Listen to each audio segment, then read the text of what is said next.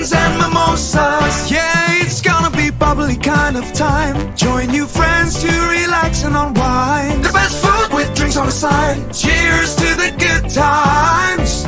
It's friends and mimosas. Can you explain the Rougarou? Well, it's a shape-shifting creature. Because normally a lot of people think that it's just a wolf. Yeah. Like a man wolf. Yeah, exactly. Or like a werewolf, essentially. But it really, in the lore, when you go into it, and I went to LSU archives for this one, that it's a shapeshifter. So it could be any creature. Louisiana than the Rougarou. The Rougarou is an Acadian legendary monster that's said to lurk around the bayous and the swamps here in South Louisiana. Now, everybody's mama and papa tells a different story, so don't get too worked up. Yes. And like ways you turn into it, like you can't tell anyone. If you ever get bit or scratched, you can't tell anyone for a year and a day. After that, you can tell everybody you got bit by Rougarou. But if you tell them within that year and a day, you turn into one. Yeah. What in the world? Right. All I imagine the Rougarou is at the zoo, the autumn zoo. Oh, yeah. That forever is the Rougarou in my brain. Yeah. And I was traumatized by that Rougarou plenty of times. Now it's my favorite thing. Do you believe in the Rougarou? Oh, absolutely. You do? Oh, yeah. It's great. It's a great thing. Is something only lurking in the woods, or does it come out? It comes out, yeah. I mean, it could be anyone. It could be any one of us here could turn into one. Because it's not... He's literally the Rougarou. I left the zoo. I escaped the zoo. Yeah, it could be anyone, and it's not limited to a full moon.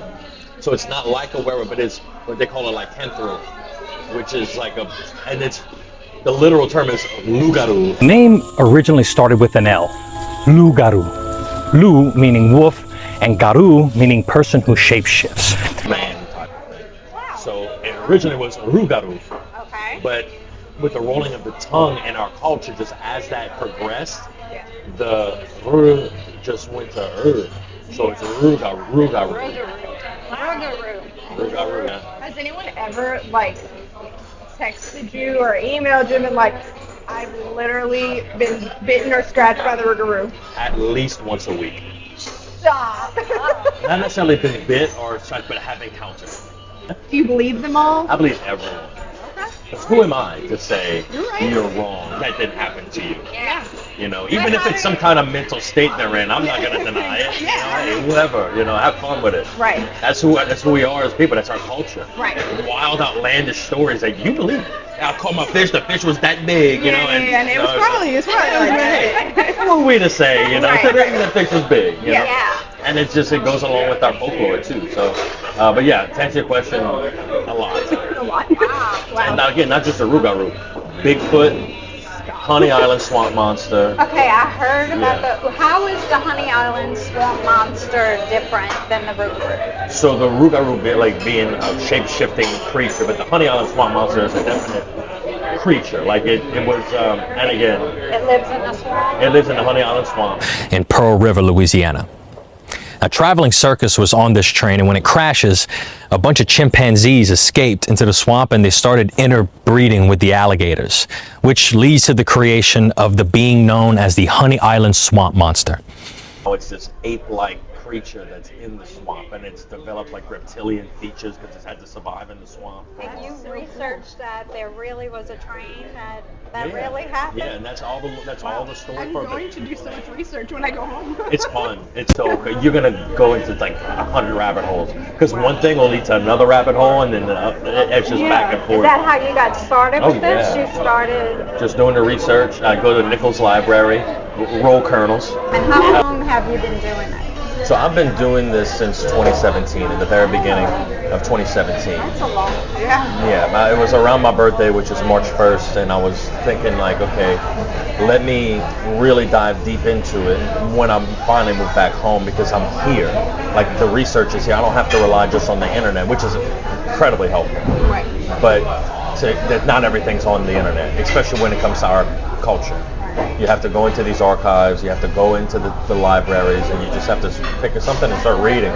and then some of it might be a dead end. 99% of the time it ain't. Well, it really blew up during the pandemic.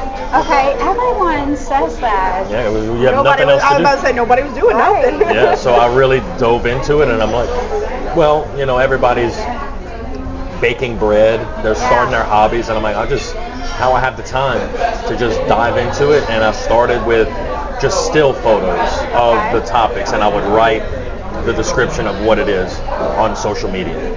And it really became a means to an end for me, and that's when the light bulb above my head clicked. It's like these people are making thousands upon thousands, sometimes hundreds of thousands of dollars making this online content, making these Instagram posts, YouTube videos, and it's like, if I want to fund this big series, I need to do that, because I'm not going to find an angel investor.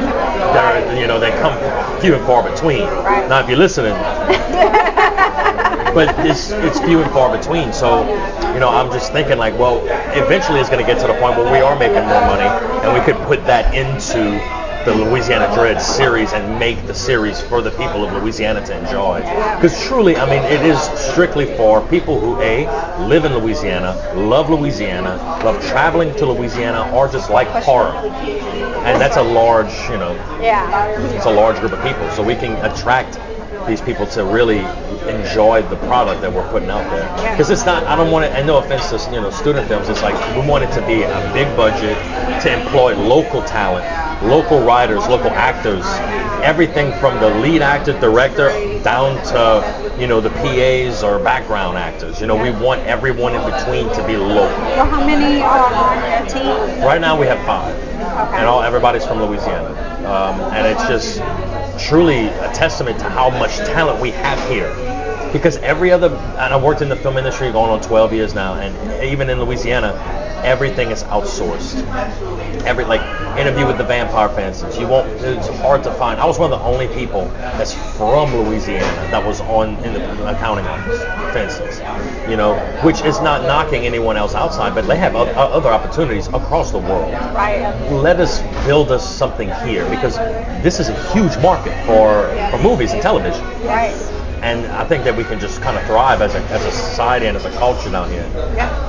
I think that's really amazing. Right. That's comes first, the history, or how do you find your next location? So I picked the topic based on what I feel should be pushed first. So if, for instance, we're going to talk about it's an airplane crash that happened in Metairie next week. Okay. And it Long was just time ago. Yeah, in the I 60s. remember that. Yeah, and thankfully that never happens again. But it's just horrific. But then we'll go to, because we have our Patreon. Go to Louisiana Dread, and you can go to patreon.com/Louisiana Dread, and you can see all the exclusive stuff. And we have series that emphasize Louisiana drinks, which shows you how to make local cocktails with local bartenders.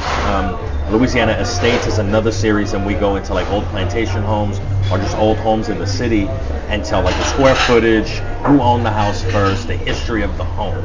And that's just specifically for homes. But I also want people to know that hey, it's a local talking about it, because that's really the only type of person that's going to care.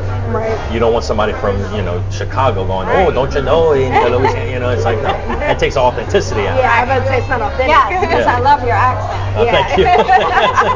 No, as soon as you came in, I was like, wow, you got a thick accent. That Bayou accent. Yeah, it comes out. Especially with some of these. I talk to my mama on the phone, and then it really comes out. When you meet people on the street, can you recognize their accent and what part of Louisiana they're from? Sometimes, but really, because my accent doesn't even, I don't sound really from Galliano, go to Meta. It's kind of a mixture between Grand Isle and La Rose, because I grew up, kind of half and half. Right. I have my Grand Isle friends and I have my Bayou friends. I hear the Grand Isle accent. I don't know. It sounds similar to West Bank accent. It does. I don't know. I've been told I sound like I come from Jersey. Yes. What? Yeah. I've heard that. Jersey. Yeah, I can see that. It's a lot of Italian influence. We had more Italians than New Jersey and New York combined at the time. So it's, we got a lot of, that kind of port city accent to it. what is your mission with Louisiana Dread? My real mission, and after, we have a bunch of submissions. We want to bring more awareness to this issue, but truly we want to change people's perspective of Louisiana as a whole. I'm tired of traveling and people, let's say from Louisiana, and they start quoting Bobby Boucher. And yeah, it's a funny show, funny movie, and then like Princess and the Frog and stuff like that. That main connotation in both of those films, yeah, we're funny, but we're not stupid. Yep. Now there are a lot of stupid people, but stupid is as stupid does. It's the majority of the United States, unfortunately. Right. But we do have some of the smartest person I know personally is a Cajun from Louisiana.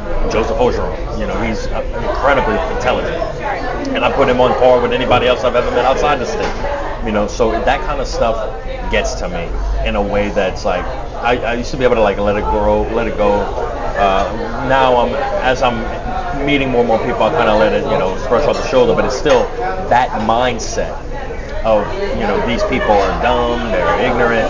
I just want to change that. We're a lot more than that. And I want to bring awareness to issues that we face on a daily basis. Coastal erosion, complete government corruption, everything. The loss of our language, the French language, which leads to loss of culture, all these different things that we face as Louisiana citizens often goes overlooked because people are always worried about, who wore this best dress at the Met Gala. When there's more pressing issues that we need to be tackling. Can I ask, how do you plan to expand that way? Do you have any ideas on how you're going to expand? Yeah, we have nonprofit, startups to kind of bridge the gap between the English and the French, and to start more French immersion schools. We're doing that. We're involved in a nonprofit doing that. We go to these different little events and stuff and just try to promote it, what we're doing. And then in the actual episodes, and that's a big thing here, because I feel as though the general American, when they watch something on television or on movies, they learn that way, as opposed to reading it in a book. They kind of take it as Bible. So if we can educate and entertain, we've done our job. And want somebody to watch the Rougarou, and after watching it, be like, wow, that was so cool and that was scary. And now I know of a creature that's specific to Louisiana. So every time they hear that word Rougarou, they know it's here. Yeah. They know what it is. Whereas normally the majority of people don't know what it is outside of the state. Or the Axeman or anything. They'll know that it's here. And if they want to know more about it, they need to do research and come here. I want people to travel here and be like, oh, I want to know where they filmed the Axeman scenes, and they travel around New Orleans, and they go to this, we could put up a little sign that says that scene on Louisiana Dread. That's the kind of stuff that I really want. Really cool. That's awesome. Where is your nonprofit? So it's a conglomeration. It's not just me, or Louisiana Dread. It's called L'Assemblée de la Louisiane. It's just meant to start up more French immersion schools and preserve our culture as best it can. Are you fluent in Cajun? No. No? I'm not fluent, no.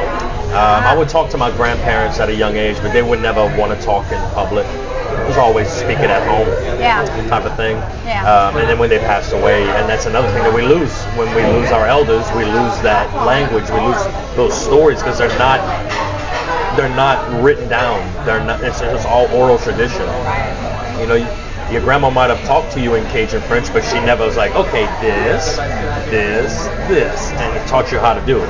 Yeah. So that's the kind of stuff that we were just trying to do. I heard they wanted to hide that language because they were looked down on. Oh yeah, because again, it's you're dumb, and that was a lot to do with World War I and a lot of patriotism coming in, and it's like, no, you speak English.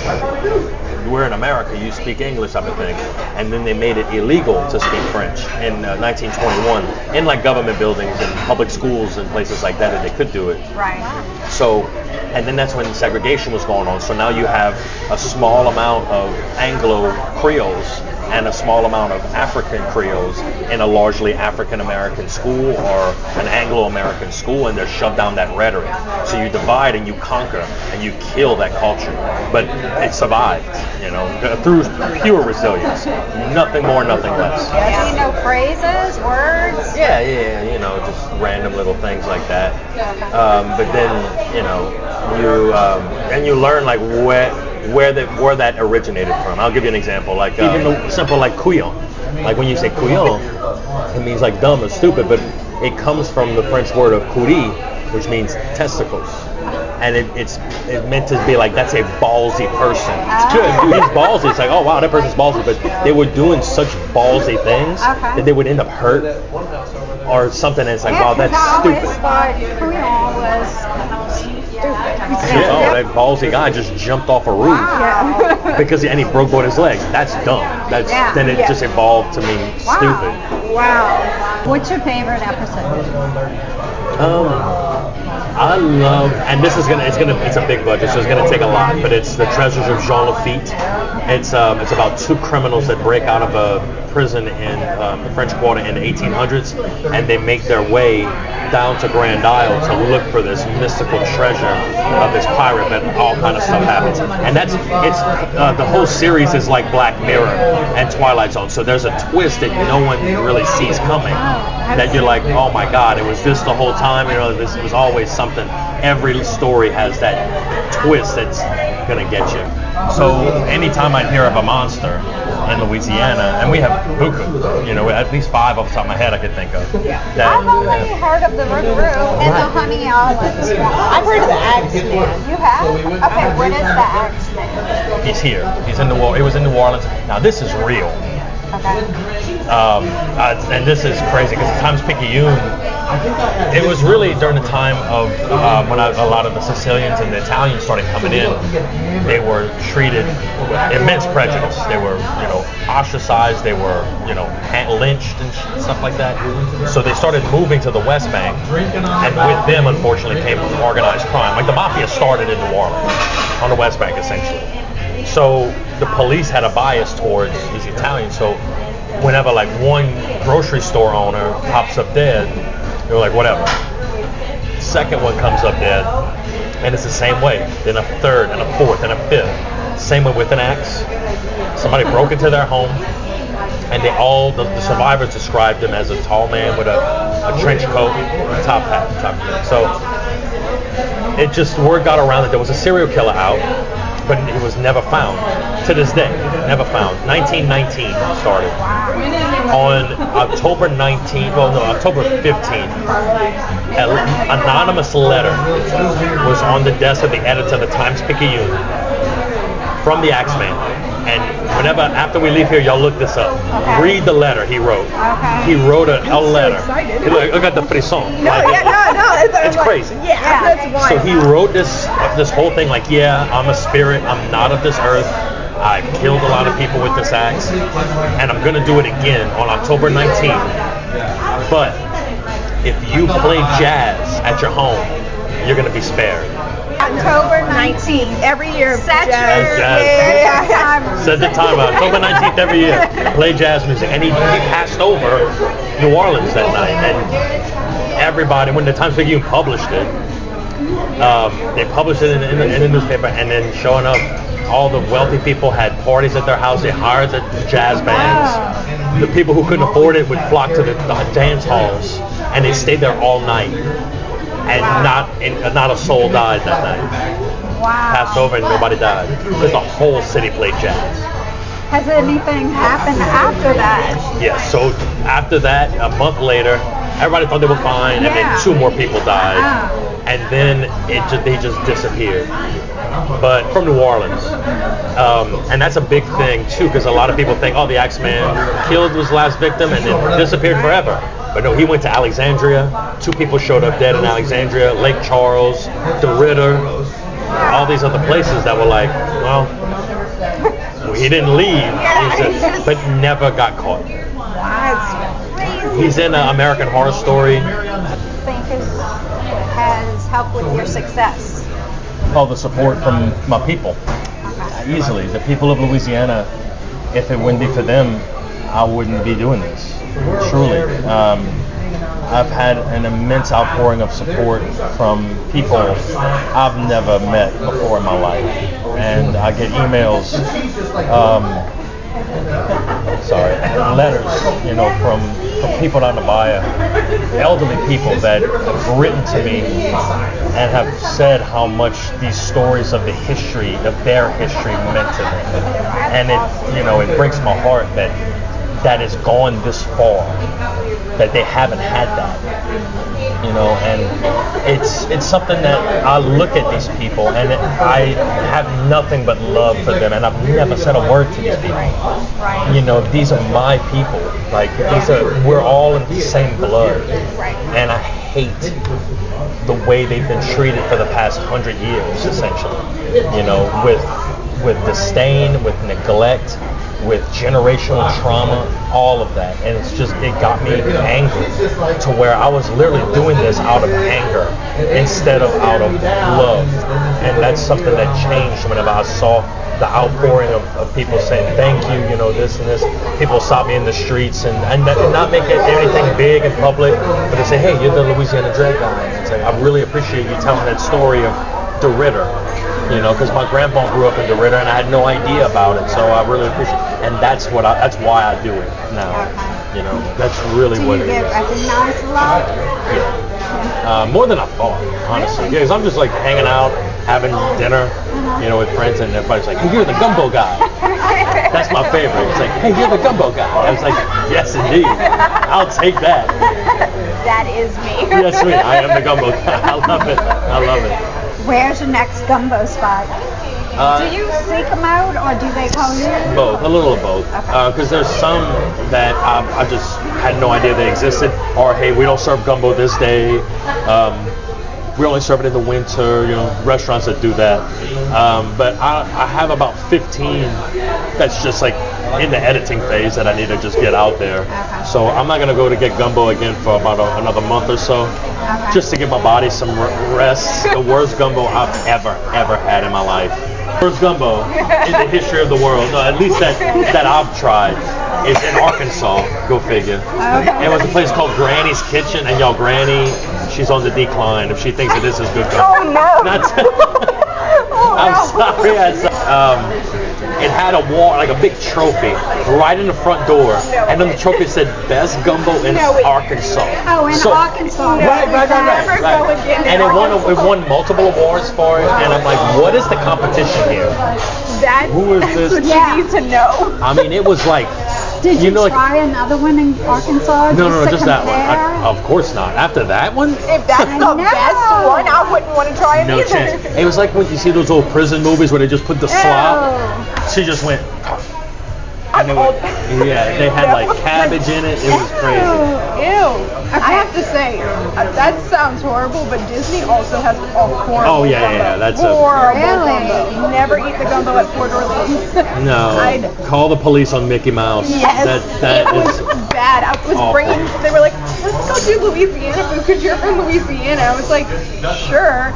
We went, someone got like jambalaya, this and that, and then I got the gumbo, and I was like, that was bad. I have to say my favorite gumbo is mine. I wonder why. You seem a little biased. Okay. Potato salad in the gumbo or on the side? It depends. Okay. If it's a thicker potato salad, outside. But if it's a creamier one, I like to put it inside. Like Okay. I like my preference for my potato salad is the creamier the better. Okay.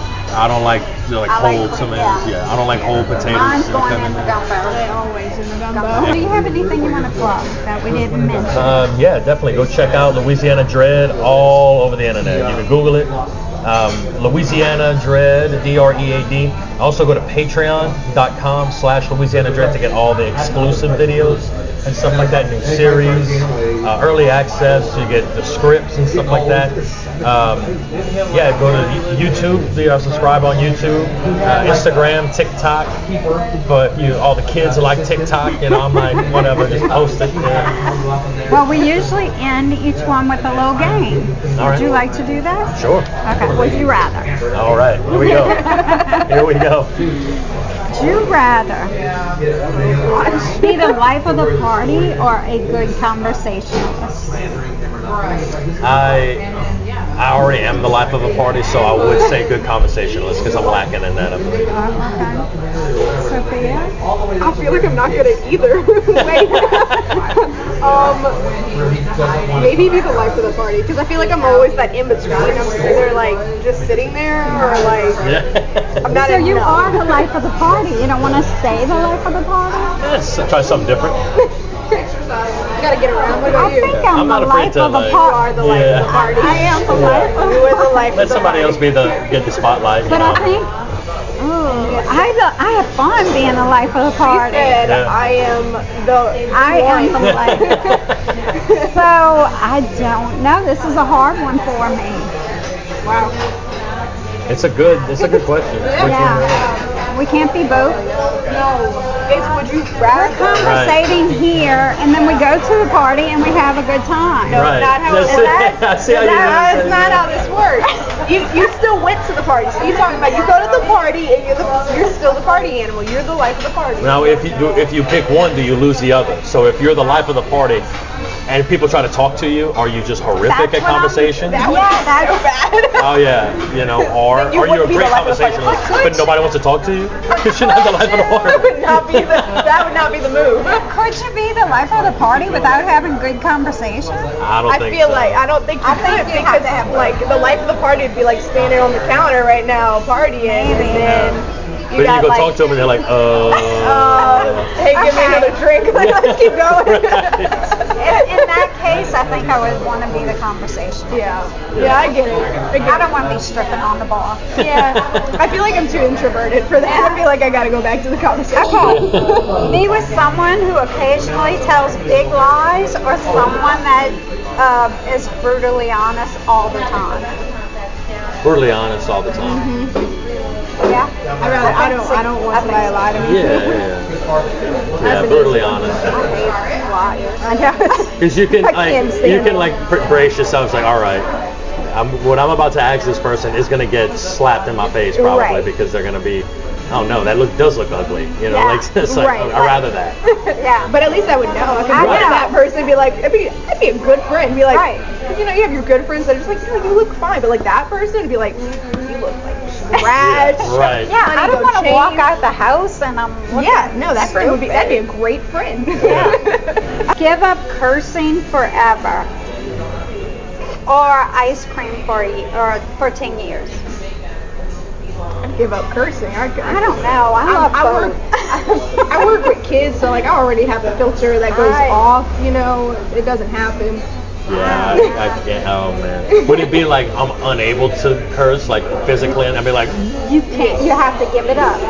oh no, I can't do that. You love ice cream? I could do without it for 10 years, maybe. I do love ice cream. Just though. I know. I'm lactose intolerant, and I still can't give up ice cream. So I have. I know. to give up That cursing. is a hard one. But just imagine after 10 years How good that ice cream first is. taste of ice cream. I would probably eat 10 buckets easy. Yeah. I'd make What are we myself do saying? it. I would give up ice cream. You give up ice cream. I'm still gonna give up cursing. Because I can do it. I already have to do it. You know, I'm stuck on this one because I love The cursing relieves so much stress, Yeah. and stress kills worse than ice cream. Okay. But Would you rather time travel or be stuck in time? Time travel. I was about to say, you're already picking time travel. I already know Absolutely. it. I would want that as a particular Me too. time travel. Yeah. Yeah. I want to be stuck in time. Okay, be When I- stuck in the when I was- woods with the Rougarou or this Honey Island swamp monster. I want to hear your answer. I'd probably be the Rougarou because there's a chance that I would live and just turn into one. Yeah. Honey, on a swamp monster, you ain't coming back from that one. All right, I guess Okay, then we're going with you. Yeah, I mean, that's the expert. Yeah. So that's Yeah, where I it's turn at. into one, it's fine. Ish. compared to just completely getting ripped apart. You're locked. You are locked in a room full of spiders. I'm out. I'm dead. Lights on. Would you rather lights on or lights off? To die? On. To die? Yeah. No, you're not gonna die. In a room full of spiders, the heart attack I would have would kill me. But if the lights off, you wouldn't know that they're there. I would die. Or you'd feel it. I was about to say, That's you would even have worse. this going all over you. Oh, no, thank you. That's my worst fear.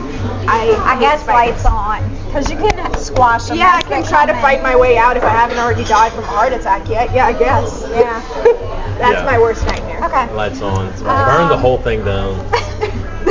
Honestly. Oh yeah. I would take the woods with the Rougarou before that room with the spiders. We usually give our guests 3 wishes. A genie comes down today to give you 3 wishes. What are they? That Louisiana is run by efficient people. So I don't know what would fill the void of 99% of politicians going away, but it would have to happen. That's a good question. I want Louisiana Dread to be fully funded. I don't want it to be fully made because I want to make it. So that's the fun part about it, is making it, but fully funded. And peace and prosperity to everyone in Louisiana. Awesome. That's truly it. Well, cheers to that, but we need to get yours. Cheers. Cheers. Cheers. So can you get yours? Cheers. Cheers to new friends. Absolutely. New friends. Cheers. There we go. Friends and mimosas, thank you for watching this video. Please subscribe, like, comment and share, just to show that you care. Friends and mimosas.